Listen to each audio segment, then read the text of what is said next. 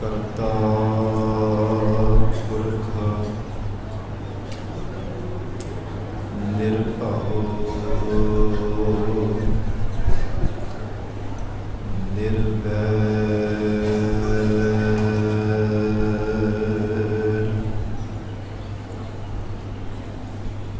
ਅਕਾਲ ਮੂਰਤ ਅਜੂਨੀ ਸੈਭੰ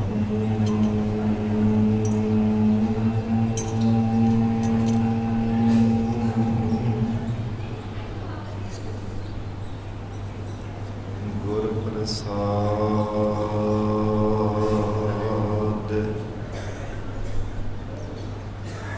ਜਪ ਆਦਿ ਸਚ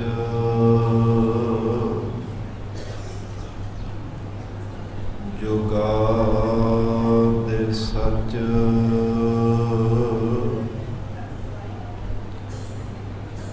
ਹੈ ਵੀ ਸਚ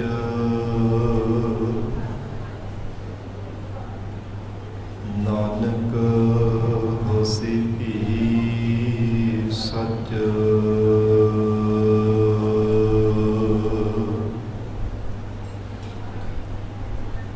ਬਦ ਬਖਤ ਹਮ ਜੋ ਬਖੀਲ ਗਾਫਿਲ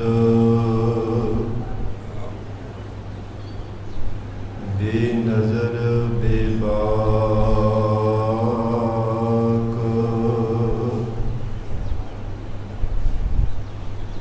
ਨਾਨਕ ਗੋਇਦ ਜਨ ਤੁਰਾ ਤੇਰੇ ਚੱਕਰਾਂ ਪਾਖਾਕ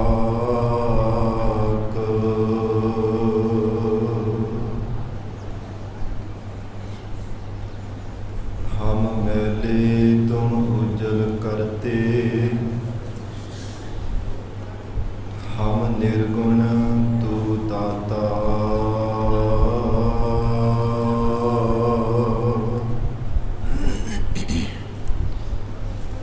ਹਮ ਮੂਰਖ ਤੁਮ ਚਤੁਰ ਸਿਆਣੇ ਤੂ ਸਰਬ ਕਲਾ ਕਾ ਗਿਆਤਾ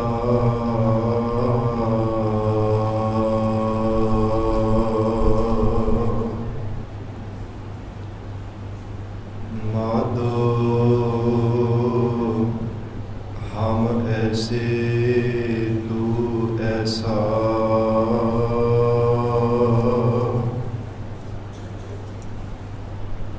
ਹਮ ਪਾਪੀ ਤੁਮ ਪਾਪ ਖੰਡਨ ਨਿਕੋ ਠਾਕੁਰ ਦੇਸਾ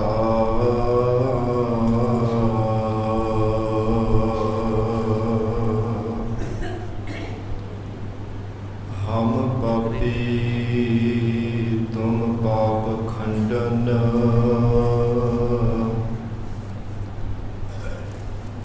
ਨਿਕੋ ਠਾਕੁਰ ਦੇਸਾ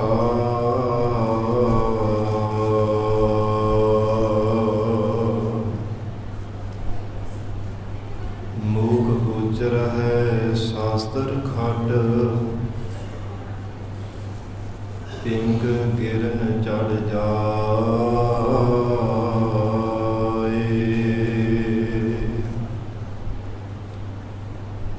ਅੰਧ ਲਖੈ ਬਦਰ ਸੁਣੈ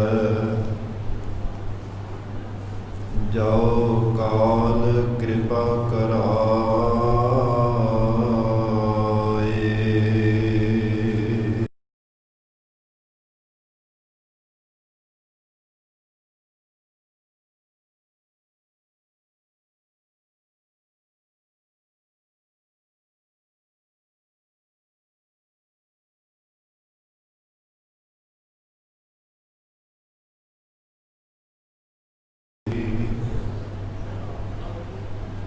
ਹਮਲਾ ਸਕਤ ਕਰ ਸਿਫਤ ਤੁਮਾਰੀ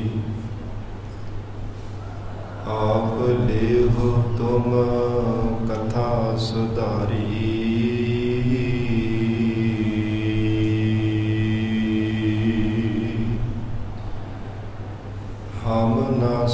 ਸਿਫਤ ਕਰ ਸਿਫਤ ਤੁਮਾਰੀ। ਆਪ ਲੇਹੁ ਤੁਮ ਕਥਾ ਸੁਧਾਰੀ।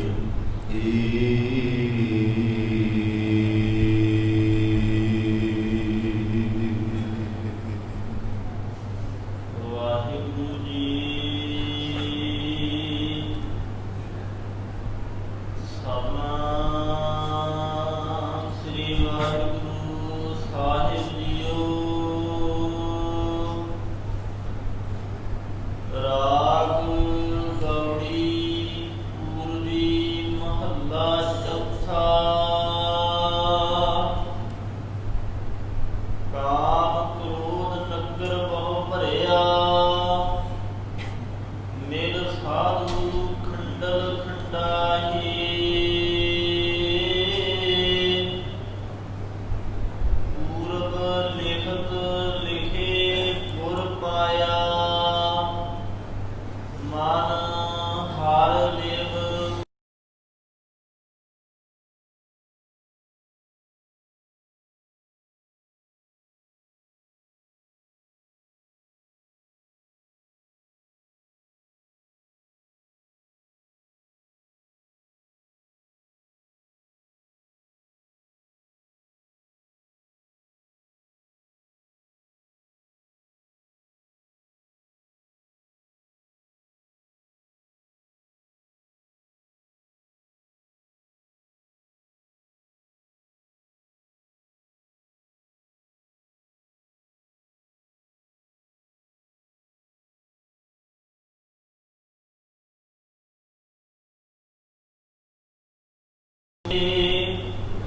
ਕਾਮ ਕ੍ਰੋਧ ਨਗਰ ਬਹੁ ਭਰਿਆ,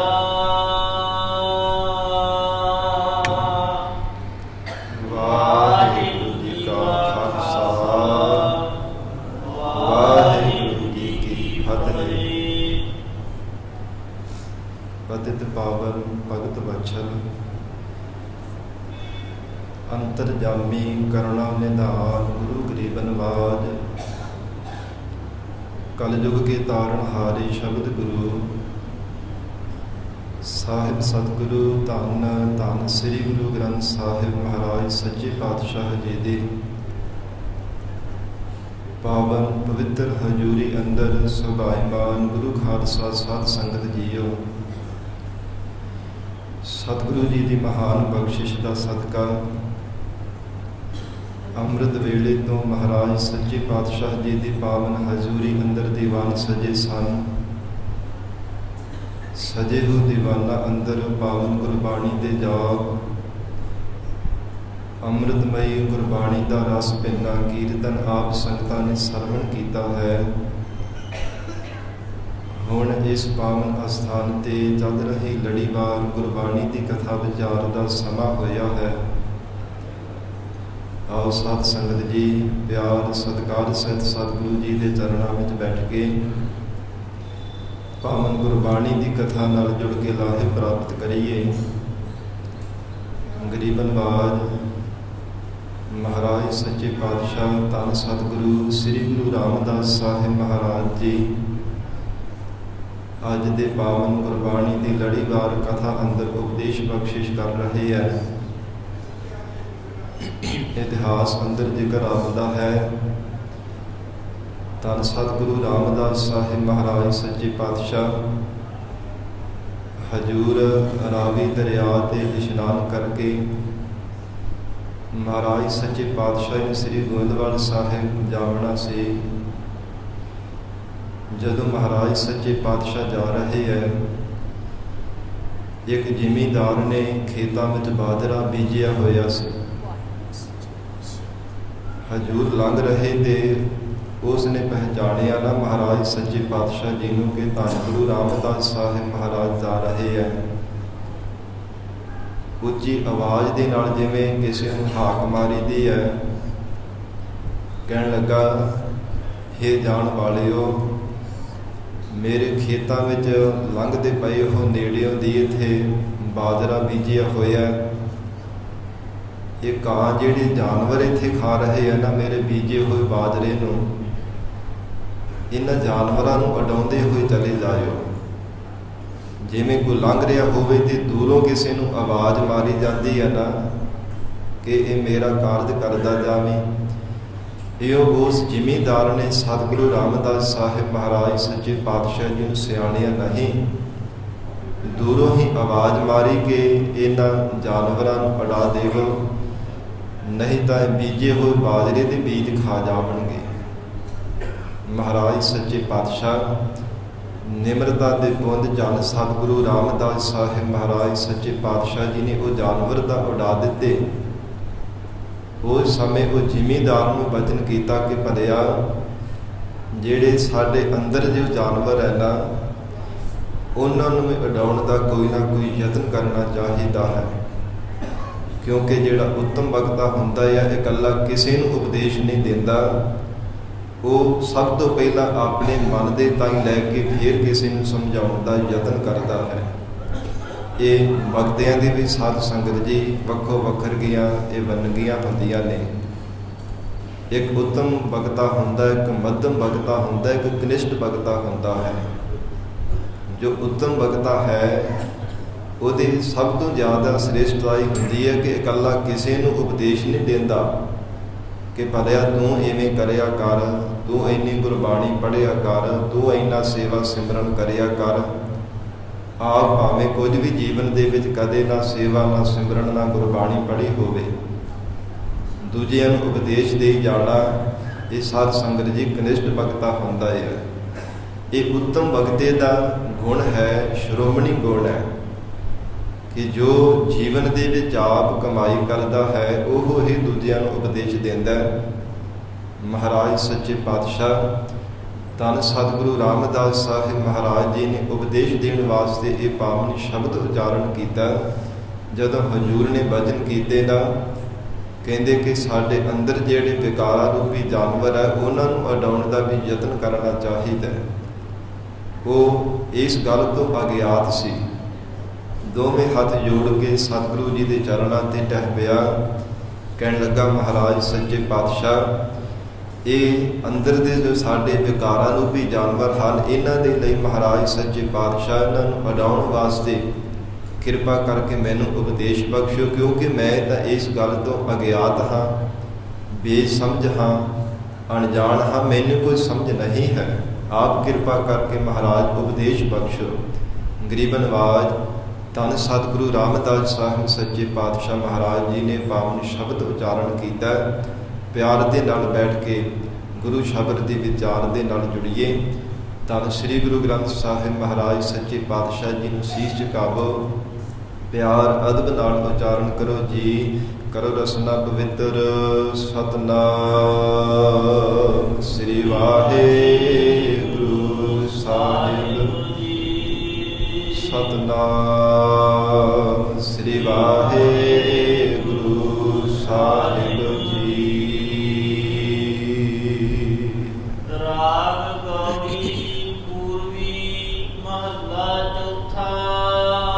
ਧੰਨ ਸਤਿਗੁਰੂ ਸ੍ਰੀ ਗੁਰੂ ਰਾਮਦਾਸ ਸਾਹਿਬ ਮਹਾਰਾਜ ਸੱਚੇ ਪਾਤਸ਼ਾਹ ਗੌੜੀ ਰਾਗਣੀ ਹੈ ਤੇ ਪੂਰਬੀ ਇਹ ਜਾਤੀ ਹੈ।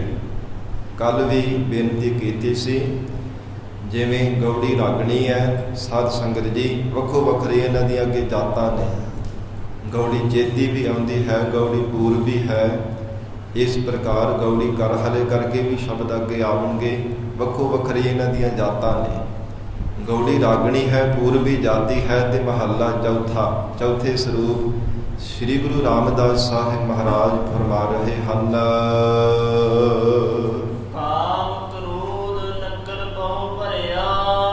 ਹਜੂਰ ਬਖਸ਼ਿਸ਼ ਕਰ ਰਹੇ ਹੈ ਕਿ ਸਰੀਰ ਰੂਪੀ ਨਗਰ ਹੈ। ਕਾਮ, ਕ੍ਰੋਧ, ਲੋਭ, ਹੰਕਾਰ ਇਹ ਵਿਕਾਰਾਂ ਦੇ ਨਾਲ ਭਰਿਆ ਹੈ।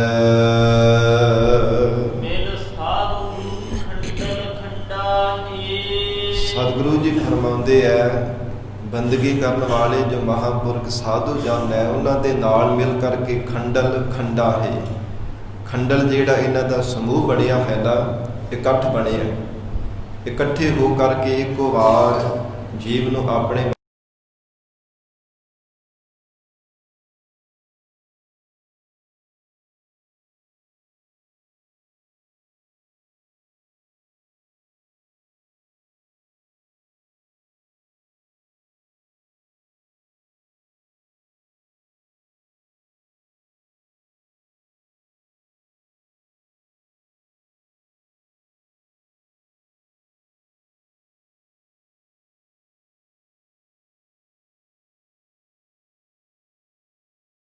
ਅਗਿਆਤ ਹੋਣੇ ਕਰਕੇ, ਅਵਿਦਿਆ ਦੀ ਨਿੰਦਰਾ ਵਿੱਚ ਘੁੱਪ ਸੁੱਤਾ ਹੋਇਆ ਹੋਣੇ ਕਰਕੇ ਜੀਵ ਨੂੰ ਪਤਾ ਹੀ ਨਹੀਂ ਚੱਲਦਾ ਕਿ ਮੇਰੇ ਅੰਦਰ ਇਹ ਵਿਕਾਰ ਹੈ।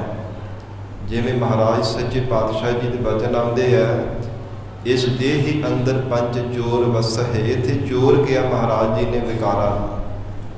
ਇਸ ਦੇ ਹੀ ਅੰਦਰ ਪੰਜ ਚੋਰ ਵਸਹਿ, ਕਾਮ ਕ੍ਰੋਧ ਲੋਭ ਮੋਹ ਅਹੰਕਾਰਾ। ਅੰਮ੍ਰਿਤ ਲੁਟਹਿ ਮਨ ਮੁਖ ਨਹੀਂ ਬੁਝਹਿ, ਕੋਈ ਨਾ ਸੁਣੈ ਪੁਕਾਰਾ। ਕੋਈ ਪੁਕਾਰ ਨਹੀਂ ਸੁਣਦਾ ਜੀਵ ਦੀ। ਅਗਿਆਤ ਹੋਣੇ ਕਰਕੇ ਸਮਝ ਨਹੀਂ ਹੈ ਕਿ ਮੇਰੇ ਅੰਦਰ ਵਿਕਾਰਾਂ ਰੂਪੀ ਚੋਰ ਸ਼ੁਭ ਗੁਣਾ ਰੂਪੀ ਪਦਾਰਥਾਂ ਨੂੰ ਚਲਾ ਰਹੇ ਹੈ, ਪਤਾ ਹੀ ਨਹੀਂ ਚੱਲਦਾ। ਇਸ ਪ੍ਰਕਾਰ ਮਹਾਰਾਜ ਸੱਚੇ ਪਾਤਸ਼ਾਹ ਨੇ ਇੱਥੇ ਵਿਕਾਰਾਂ ਨੂੰ ਜਾਨਵਰਾਂ ਰੂਪ ਕਹਿ ਕੇ ਸਤਿਗੁਰੂ ਜੀ ਨੇ ਸੰਬੋਧਨ ਕੀਤਾ ਹੈ। ਹਜ਼ੂਰ ਕਹਿੰਦੇ ਕਾਮ ਕ੍ਰੋਧ ਨਗਰ ਬਹੁ ਭਰਿਆ।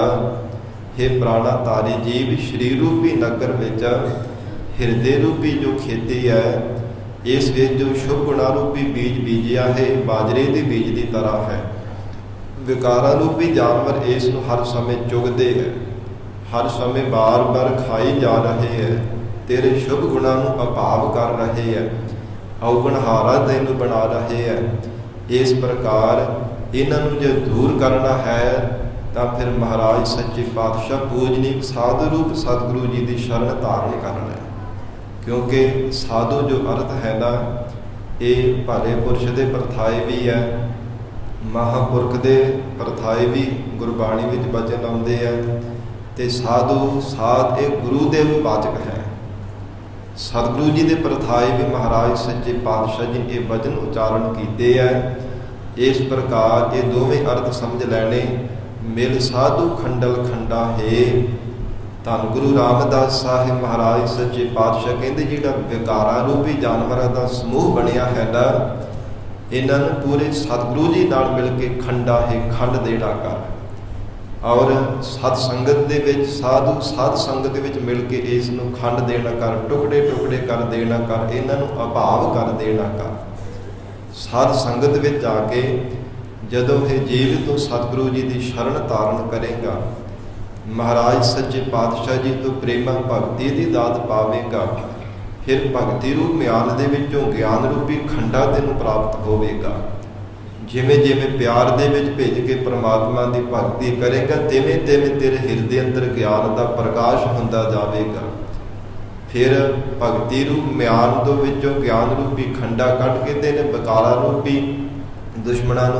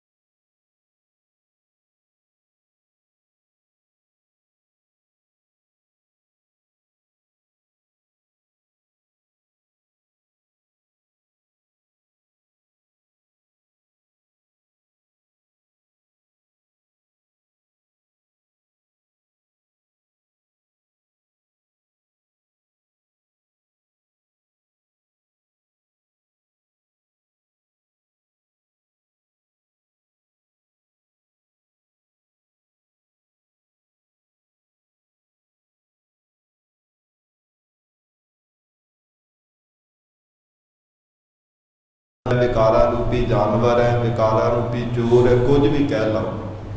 ਗੁਰਬਾਣੀ ਵਿੱਚ ਸਤਿਗੁਰੂ ਜੀ ਨੇ ਬਾਰ-ਬਾਰ ਇਹਨਾਂ ਦੇ ਪਰਥਾਏ ਹਜ਼ੂਰ ਨੇ ਬਚਨ ਕੀਤੇ ਹੈ। ਮਹਾਰਾਜ ਸੱਚੇ ਪਾਤਸ਼ਾਹ ਕਹਿੰਦੇ ਸਾਧ ਸੰਗਤ ਵਿੱਚ ਮਿਲ ਕਰਕੇ ਇਹਨਾਂ ਨੂੰ ਖੰਡ ਦੇਣਾ ਕਰ, ਅਥਵਾ ਮਿਲ ਸਾਧੂ ਖੰਡਲ ਖੰਡਾ ਹੈ।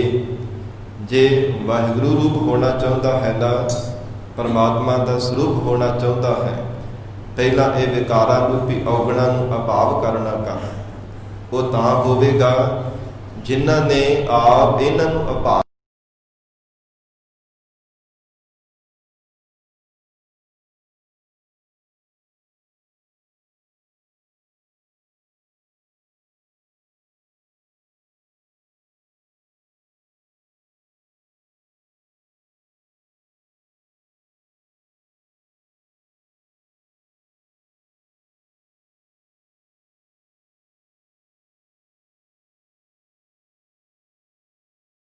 ਚਿੱਤ ਵੀ ਹੰਕਾਰ ਨੂੰ ਹਿਰਦੇ ਅੰਦਰ ਪ੍ਰਵੇਸ਼ ਨਹੀਂ ਹੋਣ ਦੇਣਾ ਕੀਤਾ, ਕਿਉਂਕਿ ਹੰਕਾਰ ਦੀ ਐਸੀ ਸਾਧ ਸੰਗਤ ਜੀ ਸੜਾਂਦ, ਐਸੀ ਬਦਬੂ ਹੈ, ਜੀਵਨ ਪਰ ਬੇਹੋਸ਼ ਹੋ ਕਰਕੇ ਰਹਿੰਦਾ ਹੈ, ਕਦੇ ਹੋਸ਼ ਵਿੱਚ ਆਉਂਦਾ ਹੀ ਨਹੀਂ ਹੈ। ਜਿਵੇਂ ਬਦਬੂ ਦੁਰਗੰਧੀ ਹੋਵੇ ਤੇ ਬੰਦਾ ਜਦੋਂ ਸੁੰਘ ਲਵੇ ਨਾ ਦੁਰਗੰਧੀ ਨੂੰ ਤੇ ਬੇਹੋਸ਼ਾ ਹੋ ਜਾਂਦਾ ਹੈ।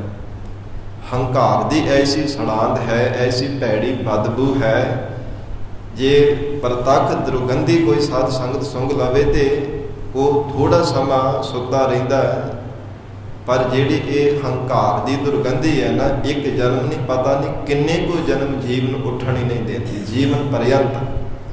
ਇੱਕ ਜੀਵਨ ਤਾਂ ਕੀ ਪਤਾ ਨਹੀਂ ਕਿੰਨੇ ਕੁ ਜਨਮ ਜੀਵ ਧਾਰਨ ਕਰ ਲਵੇ, ਪਰ ਅਵਿਦਿਆ ਰੂਪ ਨਿੰਦਰਾ ਤੋਂ ਉੱਠਣ ਹੀ ਨਹੀਂ ਦਿੰਦੀ। ਹੰਕਾਰ ਦੀ ਐਸੀ ਸੜਾਂਤ, ਐਸੀ ਭੈੜੀ ਦੁਰਗੰਧੀ ਹੈ, ਬੇਹੋਸ਼ਾ ਹੋ ਕਰਕੇ ਰਹਿੰਦਾ ਹੈ। ਦੁਬਾਰਾ ਵੀ ਜੇਕਰ ਜੀਵਨ ਮਿਲ ਜਾਵੇ ਤੇ ਫਿਰ ਵੀ ਉਸੇ ਤਰ੍ਹਾਂ ਹੀ ਆਕਾਰ ਤੇ ਹੀ ਗਵਾ ਲੈਂਦਾ ਹੈ, ਕਿਉਂਕਿ ਮੂਲ ਕਾਰਨ ਸਤਿਗੁਰੂ ਜੀ ਨੇ ਦੱਸਿਆ ਹੈ ਹੰਕਾਰ ਜੰਮਣ ਮਰਨੇ ਦਾ। ਜਿੰਨੀ ਦੇਰ ਤੱਕ ਜੀਵ ਦੇ ਹਿਰਦੇ ਅੰਦਰ ਹੰਕਾਰ ਦੀ ਸੜਾਂਦ ਹੈ,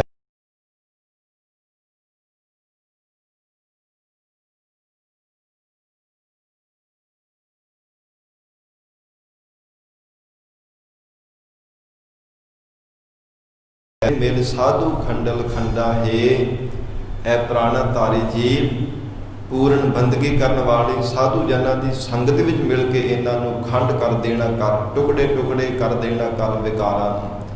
ਖੰਡਾ ਹੈ, ਇਹਨਾਂ ਨੂੰ ਖੰਡ ਖੰਡ ਕਰ ਦੇ, ਇਹਨਾਂ ਨੂੰ ਅਭਾਵ ਕਰ ਦੇਣਾ ਕਰ।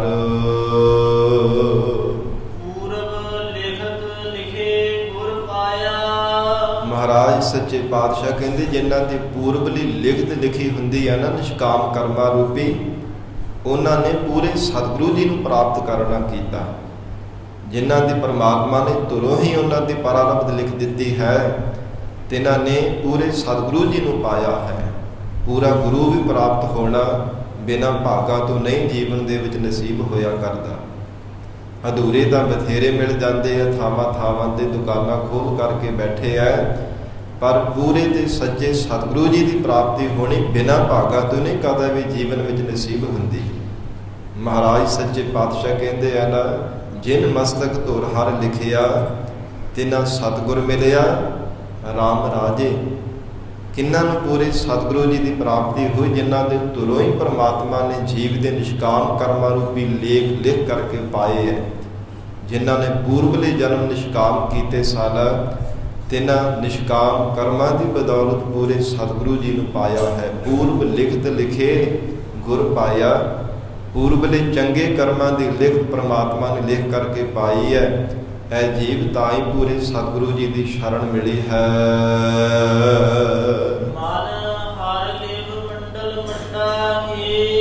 ਇਹ ਪਿਆਰੇ ਮਨਾ ਹਰੀ ਅਕਾਲ ਪੁਰਖ ਪਰਮਾਤਮਾ ਦੇ ਨਾਮ ਦੇ ਵਿੱਚ ਲਿਵ ਲਾ ਕੇ, ਮਨ ਹਰ ਲਿਵ ਮੰਡਲ ਮੰਡਾ ਹੈ। ਜਿਹੜੇ ਸ਼ੁਭ ਗੁਣਾਂ ਦਾ ਮੰਡਲ ਹੈ ਨਾ, ਸ਼ੁਭ ਗੁਣ ਜਿਹੜੇ ਭੂਖਣ ਦੀ ਤਰ੍ਹਾਂ ਹਨ, ਮੰਡਲ ਦੀ ਤਰ੍ਹਾਂ ਹੀ ਹੈ। ਮੰਡਲ ਦਾ ਆਖਰੀ ਅਰਥ ਭੂਖਣ ਵੀ ਹੁੰਦਾ ਹੈ, ਤੇ ਭੂਖਣ ਕੀ ਹਨ? ਸ਼ੁਭ ਗੁਣਾਂ ਰੂਪੀ ਜਿਹੜੇ ਗਹਿਣੇ ਹੈ। ਮਹਾਰਾਜ ਸੱਚੇ ਪਾਤਸ਼ਾਹ ਕਹਿੰਦੇ ਮੰਡਾ ਹੈ, ਇਹਨਾਂ ਦੇ ਵਿੱਚ ਆਪਣੇ ਮਨ ਨੂੰ ਮੰਡਾ ਹੈ ਮਨਾ ਕਰਕੇ ਰੱਖਣਾ ਕਰ। ਜਿਹੜਾ ਔਗੁਣਾਂ ਨੂੰ ਹਰ ਸਮੇਂ ਮੰਨੀ ਜਾਂਦਾ, ਅਸਤ ਸੰਸਾਰ ਜਿਹੜਾ ਅਸਤ ਔਰ ਦੁੱਖ ਤੇ ਜੜ ਰੂਪ ਹੈ, ਇਸੇ ਨੂੰ ਹੀ ਨਿਸ਼ਚੈ ਕਰਕੇ ਮੰਨੀ ਜਾਂਦਾ ਹੈ। ਹਜੂਰ ਕਹਿੰਦੇ ਮਨ ਹਰ ਲਿਵ ਮੰਡਲ ਮੰਡਾ ਹੈ। ਜੋ ਸ਼ੁਭ ਗੁਣਾਂ ਦਾ ਸਮੂਹ ਹੈ, ਸ਼ੁਭ ਗੁਣਾਂ ਰੂਪੀ ਭੂਖਣ ਗਹਿਣੇ ਹਨ, ਉਹਨਾਂ ਵਿੱਚ ਆਪਣੇ ਮਨ ਨੂੰ ਮਨਾਉਣਾ ਕਰ। ਮਨ ਹਰ ਲਿਵ ਮੰਡਲ ਮੰਡਾ ਹੈ। ਜੋ ਅਕਾਲ ਪੁਰਖ ਪਰਮਾਤਮਾ ਨੇ ਸੰਸਾਰ ਰੂਪੀ ਮੰਡਲ ਨੂੰ ਪੈਦਾ ਕੀਤਾ, ਹਰ ਇੱਕ ਘਟ ਦੇ ਅੰਦਰ ਪਰਮੇਸ਼ਰ ਦੀ ਜੋਤ ਵਿਆਪਕ ਹੈ। ਉਸ ਪਰਮਾਤਮਾ ਵਾਹਿਗੁਰੂ ਦੇ ਸਰੂਪ ਨੂੰ ਮੰਡਾ ਹੀ ਮੰਨਣਾ ਕਰ। ਇਹ ਮਨਾ ਜਿੰਨੀ ਦੇਰ ਤੱਕ ਨਿਸ਼ਚੈ ਕਰਕੇ ਪਰਮਾਤਮਾ ਦੇ ਸਰੂਪ ਨੂੰ ਮੰਨਦਾ ਨਹੀਂ, ਜਿੰਨੀ ਦੇਰ ਤੱਕ ਮਨ ਦੇ ਵਿੱਚ ਕੋਈ ਸ਼ੰਕੇ ਹਨ, ਮਨ ਦੇ ਵਿੱਚ ਭਰਮ ਰੂਪੀ ਪੜਦਾ ਪਿਆ ਹੋਇਆ, ਉਨੀ ਦੇਰ ਤੱਕ ਕਦਾਚਿਤ ਵੀ ਉਹ ਪਰਮਾਤਮਾ ਦੇ ਸਰੂਪ ਨੂੰ ਨਿਸ਼ਚੈ ਕਰਕੇ ਜਾਣ ਨਹੀਂ ਸਕੇਗਾ। ਇਸ ਲਈ ਮਨ ਹਰ ਲਿਵ ਮੰਡਲ ਮੰਡਾ ਹੈ। ਹੇ ਨਾਮ ਸਾਧ ਸੰਗਤ ਜੀ ਸਤਿਕਾਰ ਦਾ ਹੈ। ਸਤਿਕਾਰ ਦੇ ਵਜੋਂ ਹੇ ਮਹਾਰਾਜ ਸੱਚੇ ਪਾਤਸ਼ਾਹ ਜੀ ਨੇ ਹਰ ਇੱਕ ਪੰਕਤੀ ਦੇ ਪਿੱਛੇ ਬਾਰ-ਬਾਰ ਉਚਾਰਨ ਕੀਤਾ। ਗਰੀਬ ਨਵਾਜ ਸਤਿਗੁਰੂ ਜੀ ਬਖਸ਼ਿਸ਼ ਕਰਦੇ ਹੈ, ਇਹ ਪਿਆਰੇ ਮਨਾ ਪਰਮਾਤਮਾ ਦੇ ਨਾਮ ਦੇ ਵਿੱਚ ਲਿਵ ਲਾਵਣਾ ਕਰ ਔਰ ਮਨ ਦਾ ਮੰਨਣ ਕਰਨਾ ਕਰਕੇ ਪਰਮੇਸ਼ਰ ਦਾ ਨਾਮ ਹੀ ਸਦੀਵੀ ਕਾਲ ਲਈ ਸੱਚਾ ਹੈ।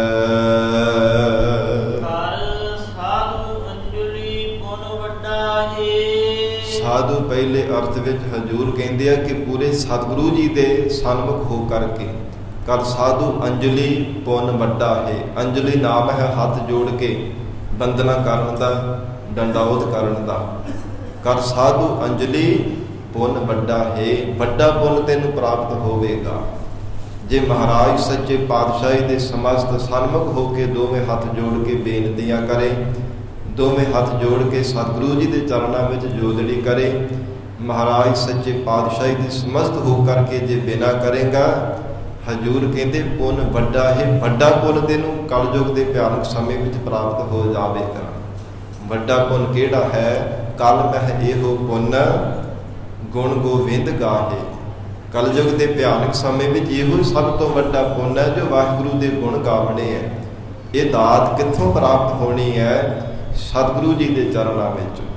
ਇਸ ਲਈ ਮਹਾਰਾਜ ਸੱਚੇ ਪਾਤਸ਼ਾਹ ਉਚਾਰਨ ਕਰਦੇ ਹੈ, ਹੇ ਪਿਆਰੇ ਮਨਾ ਕਰ ਸਾਧੂ ਅੰਜਲੀ ਪੁੰਨ ਵੱਡਾ ਹੈ। ਸਾਧੂ ਪੁਰਖਾਂ ਦੇ ਜਾਂ ਸਾਧ ਸੰਗਤ ਵਿੱਚ ਮਿਲ ਕਰਕੇ ਦੋਵੇਂ ਹੱਥ ਜੋੜ ਕਰਕੇ ਬੇਨਤੀਆਂ ਕਰ। ਇਹ ਬੰਦਗੀ ਕਰਨ ਵਾਲੇ ਸਤਿਪੁਰਸ਼ੋ, ਜਿਵੇਂ ਆਪ ਅਕਾਲ ਪੁਰਖ ਪਰਮੇਸ਼ਰ ਦਾ ਨਾਮ ਜਪਣ ਰੂਪੀ ਅਕਾਲ ਪੁਰਖ ਵਾਹਿਗੁਰੂ ਜੀ ਦੇ ਗੁਣ ਗਾਉਂਦੇ ਹੋ, ਇਵੇਂ ਸਾਡੇ ਤੇ ਵੀ ਮਿਹਰ ਕਰ ਦੇਵੋ। ਸਾਨੂੰ ਵੀ ਐਸਾ ਪ੍ਰੇਮ ਦਾ ਰੰਗ ਹਿਰਦੇ ਅੰਦਰ ਲਾ ਦੇਵੋ ਜਿਵੇਂ ਤੁਹਾਡੇ ਅੰਦਰ ਲੱਗਾ ਹੈ। ਕਰ ਸਾਧੂ ਅੰਜਲੀ, ਇਹ ਦੋਵੇਂ ਹੱਥ ਜੋੜ ਕਰਕੇ ਇੱਕ ਚਿੱਤ ਹੋ ਕੇ ਮਹਾਰਾਜ ਸੱਚੇ ਪਾਤਸ਼ਾਹ ਦੇ ਚਰਨਾਂ ਵਿੱਚ ਸਨਮੁਖ ਹੋ ਕੇ ਬੇਨਤੀ ਕਰ। ਇਹ ਜੀਵ ਤੈਨੂੰ ਵੱਡਾ ਪੁੰਨ ਪ੍ਰਾਪਤ ਹੋਵੇਗਾ।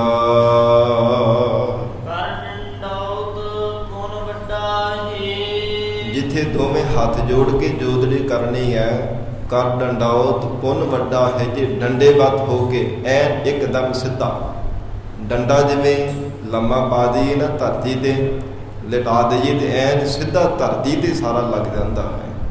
ਸਾਧ ਸੰਗਤ ਜੀ, ਇੱਕ ਜੋ ਨਮਸਕਾਰ ਕਰਦੇ ਹਾਂ ਮਹਾਰਾਜ ਸੱਚੇ ਪਾਤਸ਼ਾਹ ਦੇ ਚਰਨਾਂ ਤੇ, ਡੰਡਾਉਤ ਇਸ ਪ੍ਰਕਾਰ ਇੱਕ ਅਸ਼ਟਾਂਗ ਭਾਵ ਜਿਵੇਂ ਦੋ ਹੱਥ, ਦੋ ਕੂਹਣੀਆਂ, ਦੋ ਗੋਡੇ ਤੇ ਦੋ ਪੈਰ 8 ਬਣ ਜਾਂਦੇ ਹਨ।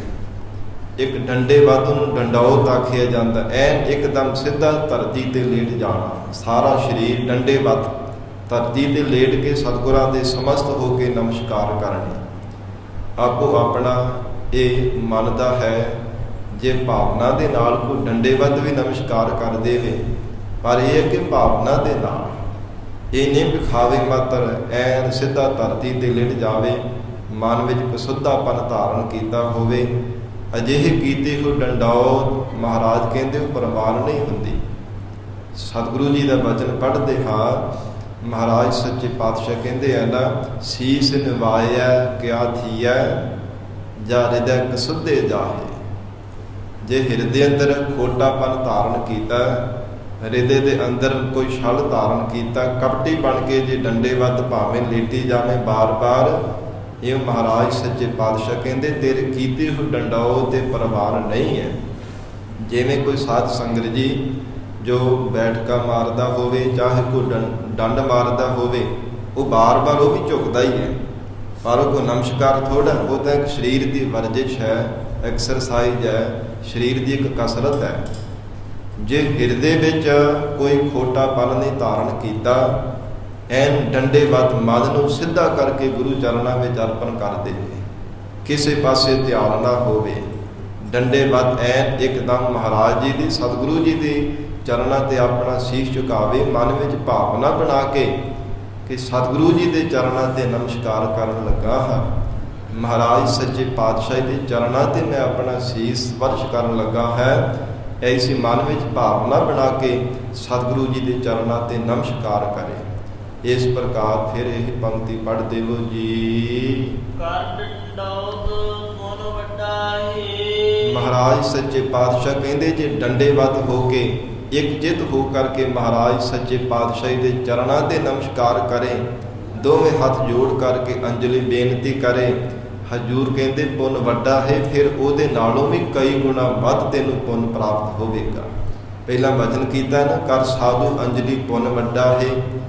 ਜਿਵੇਂ ਇੱਕ ਵਾਰ ਕਿਸੇ ਨੂੰ ਸਮਝਾਇਆ ਜਾਵੇ ਤੇ ਜੇ ਅਜੇ ਮਨ ਨੂੰ ਤਸੱਲੀ ਨਾ ਹੋਵੇ ਤੇ ਫਿਰ ਉਹਨੂੰ ਹੋਰ ਵੀ ਜ਼ਿਆਦਾ ਉਹਦਾ ਮਹਾਤਮ ਦੱਸ ਕੇ ਵਚਨ ਕੀਤਾ ਜਾਂਦਾ ਹੈ।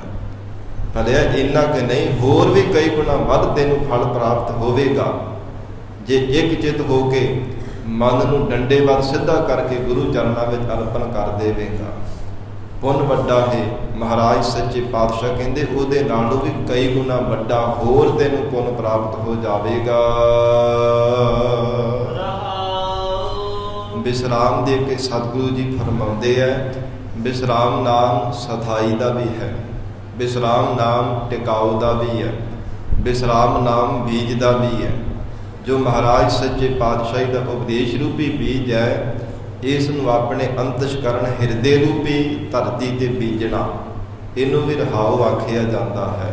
ਇਸ ਪ੍ਰਕਾਰ ਮਹਾਰਾਜ ਸੱਚੇ ਪਾਤਸ਼ਾਹ ਇਸ ਸਥਾਈ ਰੂਪ ਜੋ ਵਿਸਰਾਮ ਦੇ ਕੇ ਅੱਗੇ ਫਰਮਾਨ ਕਰ ਰਹੇ ਹਨ।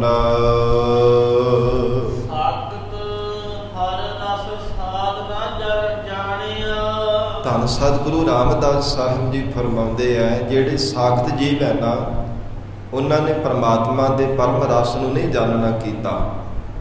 ਦੁਨੀਆ ਦੇ ਭਾਵੇਂ ਬਹੁਤ ਤਮਾਮ ਉਹ ਰਸ ਉਹ ਛਕਦੇ ਹੈ, ਜ਼ੁਬਾਨ ਕਰਕੇ ਵੀ, ਵਿਸ਼ਿਆਂ ਕਰਕੇ ਵੀ ਰਸ ਮਾਣਦੇ ਹੈ, ਪਰ ਪਰਮਾਤਮਾ ਦੇ ਪਰਮ ਰਸ ਨੂੰ ਨਹੀਂ ਉਹਨਾਂ ਨੇ ਜਾਣਨਾ ਕੀਤਾ। ਇਹ ਗੱਲੋਂ ਅਗਿਆਤ ਨੇ, ਬੇਸਮਝ ਹਨ। ਮਹਾਰਾਜ ਸੱਚੇ ਪਾਤਸ਼ਾਹ ਧੰਨ ਸਤਿਗੁਰੂ ਅਮਰਦਾਸ ਸਾਹਿਬ ਜੀ ਦੇ ਅਸੀਂ ਵਚਨ ਪੜ੍ਹਦੇ ਹਾਂ, ਕਹਿੰਦੇ ਜਿੰਨੀ ਦੇਰ ਤੱਕ ਪਰਮਾਤਮਾ ਦਾ ਪਰਮ ਰਸ ਨਹੀਂ ਇਹ ਜੀਵ ਚਖਣਾ ਕਰਦਾ, ਉਨੀ ਦੇਰ ਤੱਕ ਕਦੇ ਅੰਦਰ ਦੀ ਤ੍ਰਿਪਤੀ ਹੁੰਦੀ ਹੀ ਨਹੀਂ ਹੈ। ਉਹ ਚਾਹੇ ਪ੍ਰਤੱਖ ਜ਼ੁਬਾਨ ਦੇ ਚਸਕੇ ਕਰਕੇ ਸਵਾਦਿਸ਼ਟ ਦੁਨੀਆ ਭਰ ਦੇ ਤਰ੍ਹਾਂ ਤਰ੍ਹਾਂ ਦੇ ਚੰਗੇ ਪਰੋਸੇ ਹੋਏ ਪਦਾਰਥ ਵੀ ਛਕ ਕਰਕੇ ਦੇਖ ਲਵੇ, ਚੰਗੇ ਚੰਗੇ ਸਵਾਦਿਸ਼ਟ ਪਦਾਰਥ ਵੀ ਛਕ ਕੇ ਦੇਖ ਲਵੇ, ਨਾ ਉਹਦੀ ਜ਼ੁਬਾਨ ਦੀ ਤ੍ਰਿਪਤੀ ਹੈ ਤੇ ਨਾ ਇੰਦਰੀਆਂ ਦੀ, ਨਾ ਵਿਸ਼ਿਆਂ ਰਸਾਂ ਨੂੰ ਭੋਗ ਕਰਕੇ ਤ੍ਰਿਪਤੀ ਹੋਣ ਵਾਲੀ ਹੈ। ਜੀਵਨ ਪਰਯੰਤ ਭਾਵੇਂ ਵਿਸ਼ਿਆਂ ਕਰਕੇ ਰਸ ਮਾਣਦਾ ਰਹੇ, ਜ਼ੁਬਾਨ ਦੇ ਚਸਕੇ ਕਰਕੇ ਭਾਵੇਂ ਰਸ ਮਾਣਦਾ ਰਹੇ, ਮਹਾਰਾਜ ਸੱਚੇ ਪਾਤਸ਼ਾਹ ਕਹਿੰਦੇ ਕਦੇ ਤ੍ਰਿਪਤੀ ਨਹੀਂ ਹੋ ਸਕਦੀ। ਸਤਿਗੁਰੂ ਜੀ ਦੇ ਅਸੀਂ ਬਚਨ ਪੜ੍ਹਦੇ ਆ ਨਾ ਆਨੰਦ ਸਾਹਿਬ ਦੀ ਪਾਵਨ ਬਾਣੀ ਵਿੱਚ, ਇਹ ਰਸਨਾ ਤੂੰ ਅਨ ਰਸ ਰਾਜ ਰਹੀ, ਤੇਰੀ ਪਿਆਸ ਨਾ ਜਾਏ। ਇਹ ਮੇਰੀ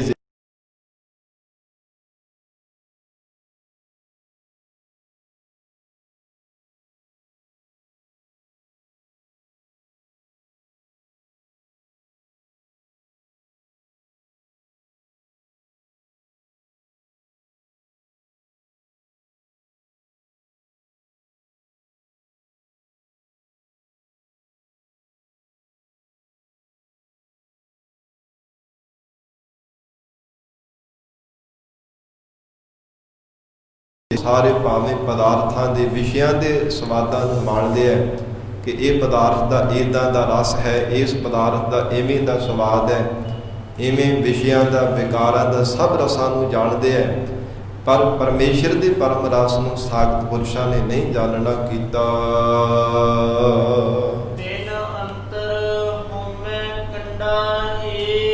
ਸਤਿਗੁਰੂ ਜੀ ਦਾ ਕਾਰਨ ਕੀ ਹੈ?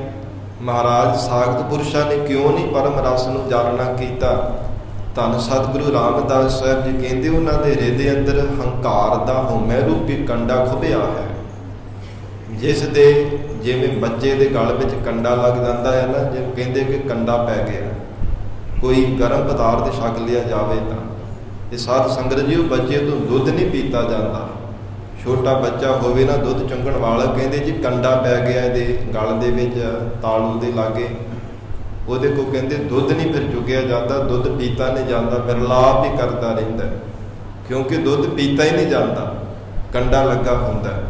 ਇਸ ਪ੍ਰਕਾਰ ਮਹਾਰਾਜ ਸੱਚੇ ਪਾਤਸ਼ਾਹ ਕਹਿੰਦੇ ਤਿੰਨ ਅੰਤਰ ਹਉਮੈ ਕੰਡਾ ਹੈ, ਤੇ ਜਿਹੜੇ ਸਾਖਤ ਪੁਰਸ਼ ਹੈ ਨਾ ਉਹਨਾਂ ਨੂੰ ਹਉਮੈ ਰੂਪੀ ਕੰਡਾ ਚੁਭਿਆ ਹੋਇਆ ਹੈ, ਜਿਸ ਕਰਕੇ ਉਹ ਬਾਰ-ਬਾਰ ਵਿਰਲਾਪ ਹੀ ਕਰਦੇ ਰਹਿੰਦੇ ਹੈ। ਮਹਾਰਾਜ ਸੱਚੇ ਪਾਤਸ਼ਾਹ ਦੇ ਨਾਮ ਰੂਪੀ ਦੁੱਧ ਨਹੀਂ ਉਹ ਸਤਿਗੁਰੂ ਜੀ ਤੋਂ ਪੀ ਸਕਦੇ। ਉਪਦੇਸ਼ ਰੂਪੀ ਦੁੱਧ ਕਦਾਚਿਤ ਵੀ ਸਤਿਗੁਰੂ ਜੀ ਤੋਂ ਪੀ ਨਹੀਂ ਸਕਦੇ। ਉਹ ਵਿਰਲਾਪ ਹੀ ਕਰਦੇ ਰਹਿੰਦੇ ਆ, ਪਿੱਟਦੇ ਰਹਿੰਦੇ ਆ, ਜਾਂ ਇਉਂ ਕਹਿ ਲਈਏ ਤਿੰਨ ਅੰਤਰ ਹਉ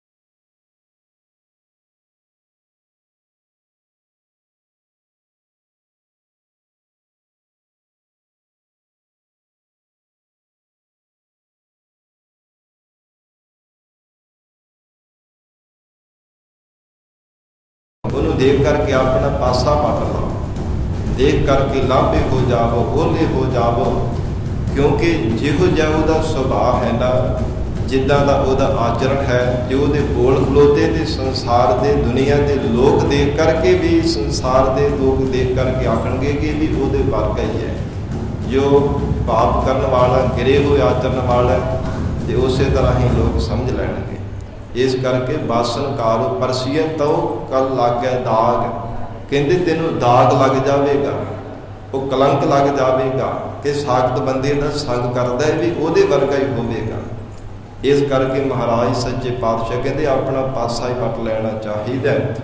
ਗਰੀਬ ਨਵਾਜ ਸਤਿਗੁਰੂ ਰਾਮਦਾਸ ਸਾਹਿਬ ਸੱਚੇ ਪਾਤਸ਼ਾਹ ਫਰਮਾਉਂਦੇ ਹੈ, ਤਿੰਨ ਅੰਤਰ ਹਉ ਮੈਂ ਕੰਡਾ ਹੈ।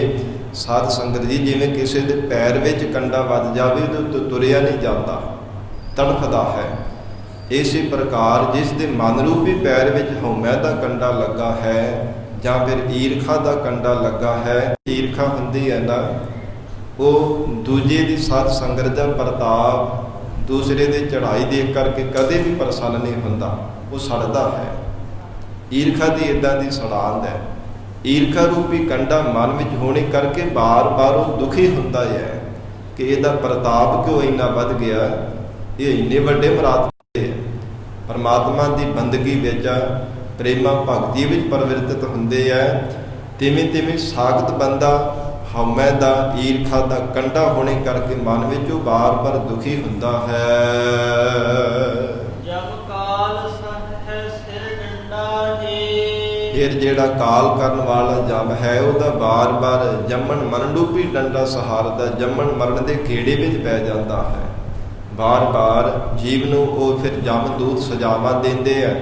ਇਸ ਪ੍ਰਕਾਰ ਮਹਾਰਾਜ ਸੱਚੇ ਪਾਤਸ਼ਾਹ ਕਹਿੰਦੇ ਇੱਦਾਂ ਦੀ ਫਿਰ ਉਹਨਾਂ ਜੀਵਾਂ ਦੀ ਹਾਲਤ ਹੁੰਦੀ ਹੈ ਜੋ ਹਰ ਸਮੇਂ ਈਰਖਾ ਹੀ ਮਨ ਵਿੱਚ ਧਾਰਨ ਕਰਕੇ ਰੱਖਦੇ ਹੈ, ਹਰ ਸਮੇਂ ਹੰਗਤਾ ਮਮਤਾ ਹੀ ਕਰਦੇ ਰਹਿੰਦੇ ਹੈ, ਹਰ ਸਮੇਂ ਹਉਮੈ ਦੇ ਸਹਿਤ ਹੋ ਕੇ ਹੀ ਜੀਵਨ ਨਿਰਵਾਹ ਕਰਦੇ ਹਨ।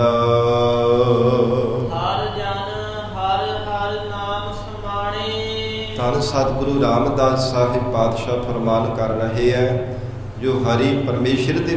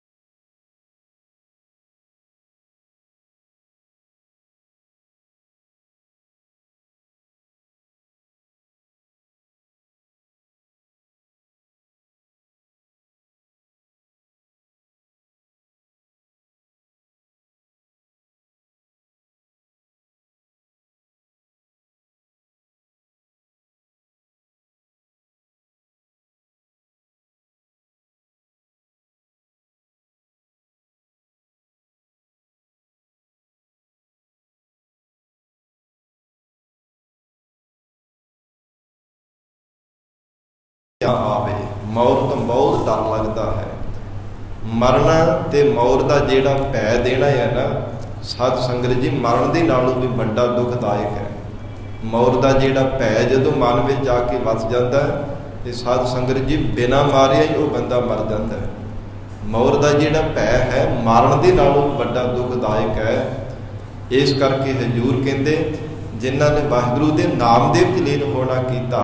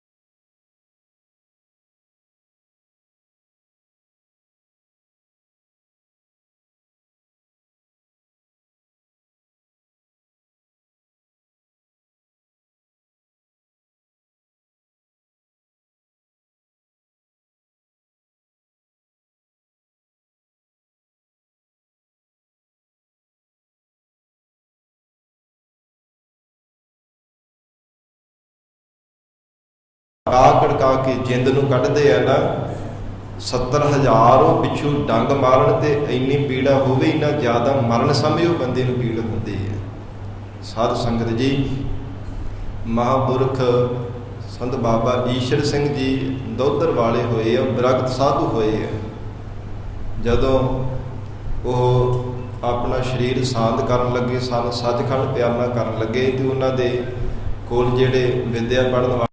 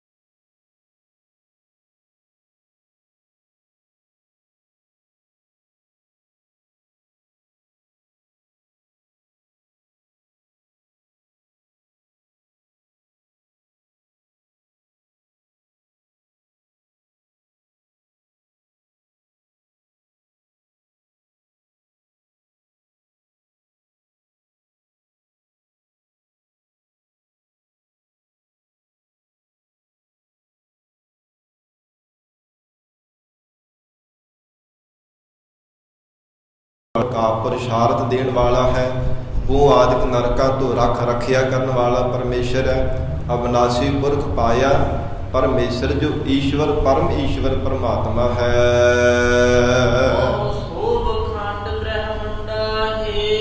ਸਤਿਗੁਰੂ ਰਾਮਦਾਸ ਸਾਹਿਬ ਜੀ ਫਰਮਾਉਂਦੇ ਆ, ਬਹੁਤੀ ਸੋਭਾ ਹੋ ਗਈ ਉਹਨਾਂ ਬੰਦਗੀ ਕਰਨ ਵਾਲੇ ਗੁਰਮੁਖਾਂ ਦੀ, ਜਿਨ੍ਹਾਂ ਨੇ ਅਬਨਾਸੀ ਪੁਰਖ ਤੇ ਪਰਮੇਸ਼ਰ ਈਸ਼ਵਰ ਨੂੰ ਪਾ ਲਿਆ ਹੈ। ਕਿਹਨਾਂ ਦੀ ਸੋਭਾ ਹੋਈ ਹੈ? ਤਿੰਨ ਕੀ ਸੋਭਾ ਜੁਗ ਜੁਗ ਹੋਈ। ਸਭ ਜੁਗਾਂ ਜੁਗਾਂ ਦੇ ਵਿੱਚ ਸਭ ਥਾਵਾਂ ਤੇ ਉਹਨਾਂ ਦੀ ਸੋਭਾ ਹੈ, ਜਿਨ੍ਹਾਂ ਦਾ ਰਖਵਾਲਾ ਪਰਮੇਸ਼ਰ ਬਣਿਆ ਹੈ। ਹਜ਼ੂਰ ਨੇ ਫਰਮਾਨ ਕੀਤਾ, ਮਹਾਰਾਜ ਸੱਚੇ ਪਾਤਸ਼ਾਹ ਸਤਿਗੁਰੂ ਰਾਮਦਾਸ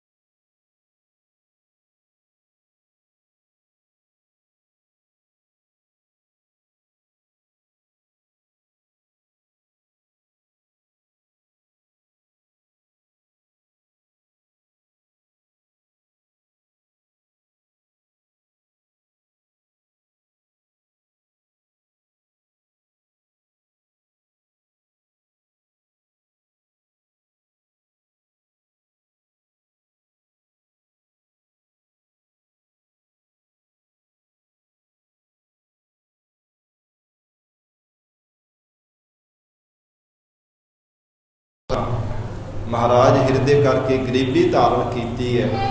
हम गरीब मस्कीन, मस्कीन भी साध संगत जी गरीबी का निमरता का ही वाचक है। ये अर्थ अनाथ है, यतीम है और अधीनता है, किसी के अधीन हो करके रहना नूं मस्कीन आखिया है। जिवें हजूर का वचन आता है ना, हम मस्कीन खुदाई बंदे तुम राजस मन भावै।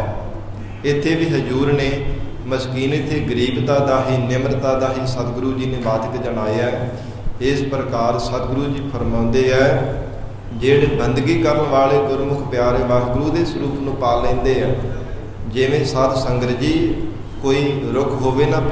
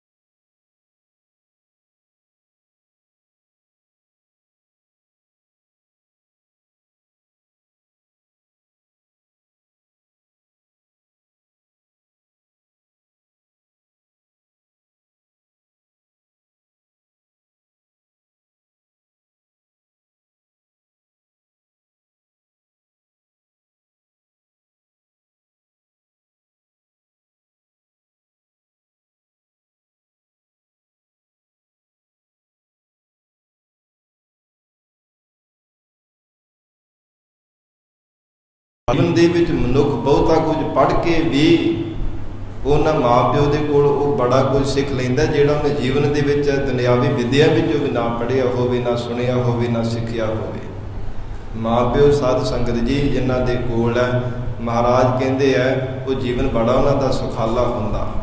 ਤੇ ਹਜੂਰ ਕਹਿੰਦੇ ਹੈ ਉਹ ਗੁਰਸਿੱਖ ਬੰਦਗੀ ਕਰਨ ਵਾਲੇ ਮਹਾਂਪੁਰਖ ਬੇਨਤੀ ਕਰਦੇ ਹੈ ਨਿਮਰਤਾ ਵਿੱਚ ਆ ਕੇ, महाराज हम गरीब मस्कीन प्रभ तेरे, हे अकाल पुरख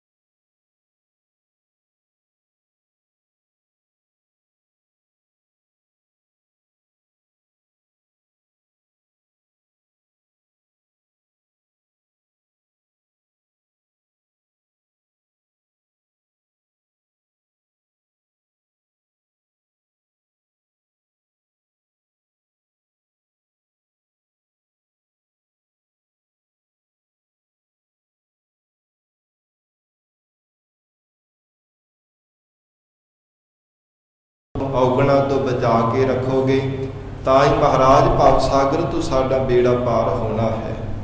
ਨਹੀਂ ਤਾਂ ਇਹ ਸੰਸਾਰ ਸਮੁੰਦਰ ਦੇ ਵਿੱਚੋਂ ਮਹਾਰਾਜ ਤਰਿਆ ਹੀ ਨਹੀਂ ਜਾ ਸਕਦਾ। ਲੋਭ ਲਹਿਰ ਅਤ ਨੀਚਰ ਬਾਧਿਆ ਕਾਇਆ ਡੂਬੈ ਕੇਸਵਾ, ਸੰਸਾਰ ਸਮੁੰਦੇ ਤਾਰ ਗੋਬਿੰਦੇ ਤਾਰ ਲੈ ਬਾਪ ਬੀਠਲਾ। हे मेरे मालिक, हे पिता, हे मेरे रहबर परमात्मा, आप कृपा करके मैनू तार लो, नहीं तो साडा कोई चारा नहीं है। भगत नामदेव जी बार बार बेनतियां करते हैं, ऐ परमात्मा नामा कह हौ तर भी न जाना, मौका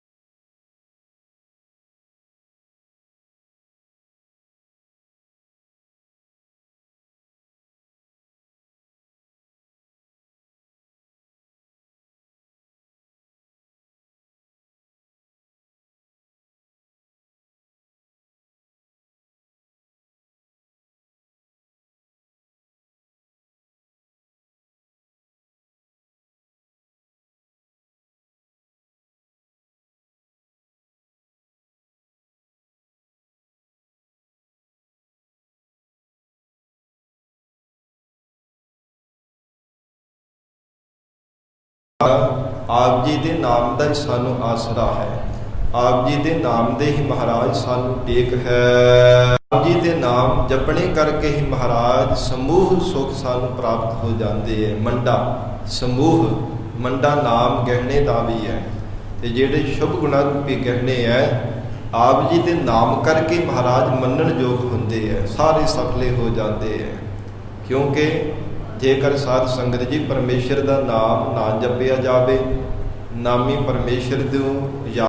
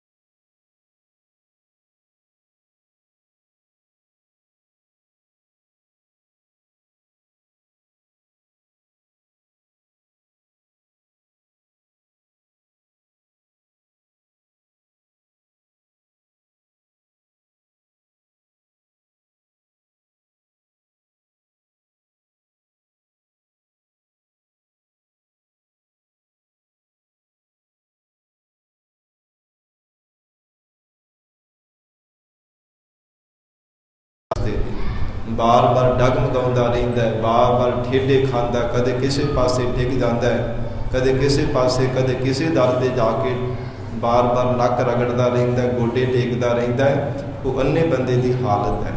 ਇਸ ਪ੍ਰਕਾਰ ਮਹਾਰਾਜ ਆਪ ਜੀ ਦਾ ਜੋ ਨਾਮ ਹੈ, ਉਹ ਸਾਡੇ ਲਈ ਡੰਗੋਰੀ ਹੈ।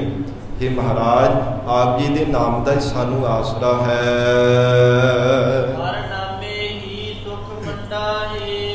ਮਹਾਰਾਜ ਪਰਮ ਸੁਖ ਆਪ ਜੀ ਦੇ ਨਾਮ ਦੇ ਮੰਨਣ ਕਰਨੇ ਕਰਕੇ ਸਾਨੂੰ ਪ੍ਰਾਪਤ ਹੋਇਆ ਹੈ।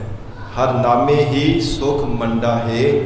ਜੋ ਸ਼੍ਰੋਮਣੀ ਤੇ ਸਭ ਤੋਂ ਪਰਮ ਸੁਖ ਹੈ ਨਾ, ਆਪ ਜੀ ਦੇ ਸਰੂਪ ਦਾ ਜੋ ਪਰਮ ਆਨੰਦ ਹੈ, ਇਹ ਤਾਂ ਪ੍ਰਾਪਤ ਹੋਇਆ ਜੇ ਤੁਹਾਡੇ ਨਾਮ ਦਾ ਮੰਨਣ ਕੀਤਾ ਹੈ।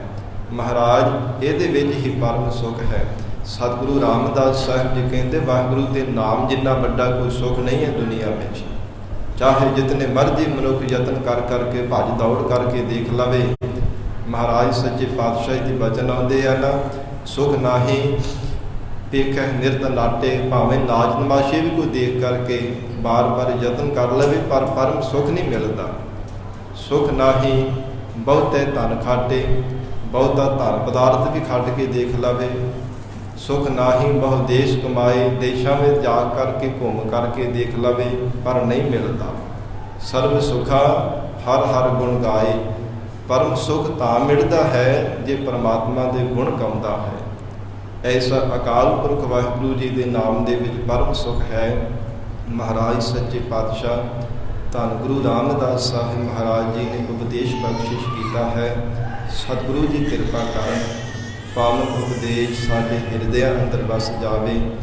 ਗੁਰੂ ਬਚਨਾਂ ਦੀ ਕਮਾਈ ਕਰਕੇ ਜੀਵਨ ਸਫਲਾ ਬਣਾ ਸਕੀਏ ਜੀ। ਇੱਕ ਸ਼ਬਦ ਰਹਿੰਦਾ ਹੈ ਕੀਰਤਨ ਸੋਲੇ ਪਾਵਨ ਬਾਣੀ ਦਾ। ਸਤਿਗੁਰੂ ਜੀ ਕਿਰਪਾ ਕਰਨ ਕੱਲ ਦੇ ਦੀਵਾਨਾਂ ਵਿੱਚ ਵਿਚਾਰ ਕਰਾਂਗੇ। ਫਿਰ ਸ੍ਰੀ ਰਾਗ ਦੀ ਸਾਧ ਸੰਗਤ ਜੀ ਉਹ ਰਾਗ ਦੀ ਪ੍ਰਾਰੰਭਤਾ ਹੋਵੇਗੀ।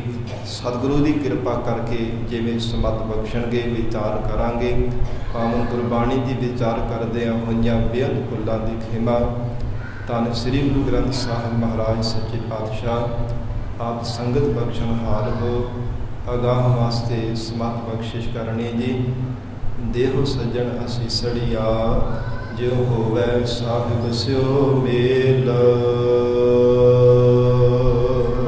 ਹਮ ਗਰੀਬ ਮਸਕੀਨ ਪ੍ਰਭ ਤੇਰੇ